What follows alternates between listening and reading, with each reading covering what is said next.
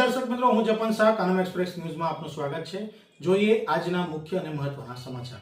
વડોદરા જિલ્લાના શિનોર તાલુકાના સાગલી ગામમાં પ્રધાનમંત્રી આવાસ યોજના વર્ષ 2025-26ની લાભાર્થીની યાદીને લઈને ગંભીર વિવાદ ઉભો થયો છે। ગામના અનેક લોકોએ યાદીમાં ગેરરીતિ, ભેદભાવ અને ભ્રષ્ટાચારના આક્ષેપો કરતા શિનોર તાલુકા પંચાયત કચેરીએ તાલુકા વિકાસ અધિકારીને આવેદનપત્ર પાઠવ્યું છે। રજૂઆતમાં કેટલાક લોકોને પ્રતિ આવાસ 5,000 રૂપિયા લઈને મંજૂરી આપવામાં આવી હોવાના ગંભીર આક્ષેપો પણ કરવામાં આવ્યા છે। સમગ્ર મામલાની નિષ્પક્ષ તપાસ કરી દોષિતો સામે કાર્યવાહી કરવાની માંગ ઉઠી છે। આ ઘટના અંગે સંપૂર્ણ માહિતી કંઈક આ પ્રમાણે સામે આવી રહી છે।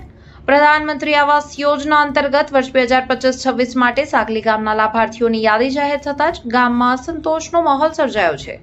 સ્થાનિકોના આક્ષેપ મુજબ ઘણા વાસ્તવિક અને ગરીબ પરિવારોના નામ યાદીમાંથી બાકાત રાખવામાં આવ્યા છે, જ્યારે પાત્રતા ન ધરાવતા કેટલાક લોકોને યોજનાનો લાભ આપવામાં આવ્યો હોવાનું સામે આવ્યું છે।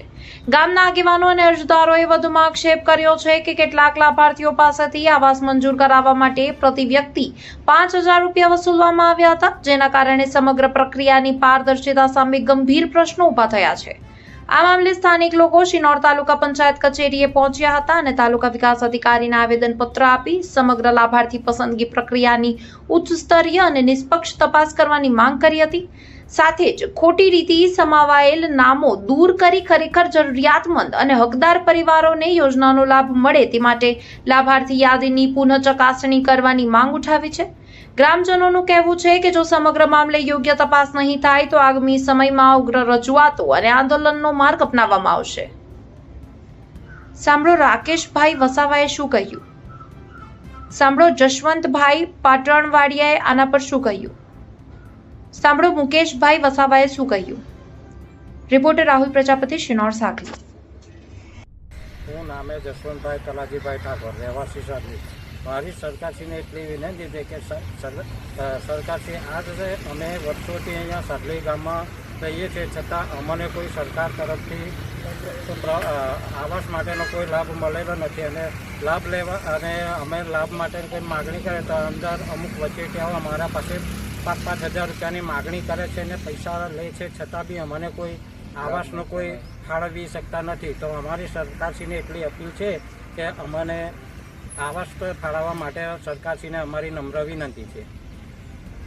સાગલીમાં વર્ષોથી રહીએ છીએ, જે આજકાલના 2-2, 5-5, 6-6 વર્ષથી આવે છે એમને તમે સરકારી લાભ આપો છો અને વચેટિયા હોય વચ્ચે એ 5,000 રૂપિયા લઈને લાભ એમને અપાવે છે। અમે આટલા વર્ષોથી અહીં 40-45 વર્ષથી રહીએ છીએ, અમને કોઈ સરકારી લાભ મળતો નથી। ઝુંપડપટ્ટીમાં રહીએ છીએ, સાગલી અવાખર રોડ। અમે વર્ષોથી સાગલીમાં રહીએ છીએ, અમને કોઈ બી ટાઈપનો સરકારી લાભ, સરકારી આવાસમાંથી માંડીને કોઈ બી જાતનો કોઈ લાભ મળ્યો નથી ને અહીંયા જે પાછળથી બીજા કોઈ પાછળ વર્ષથી રહેવાવાળા જે છે એમને આવાસો પાસ થઈ જાય છે। કેમ કે આવા 5,000 રૂપિયા લઈને આ વચ્ચે જે લઈને જે પાસ કરે છે એમના થકી થાય છે।